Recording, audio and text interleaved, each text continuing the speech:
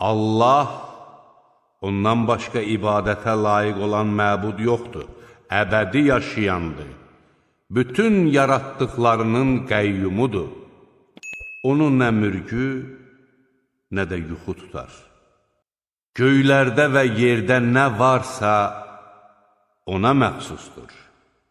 Onun izni olmadan, onun yanında kim havadarlıq eləyə bilər? O, məxluqatın gələcəyini və keçmişini bilir.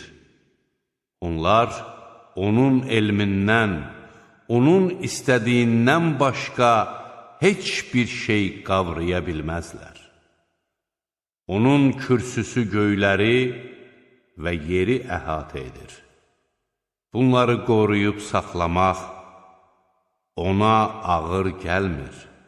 O, ucadır, uludur.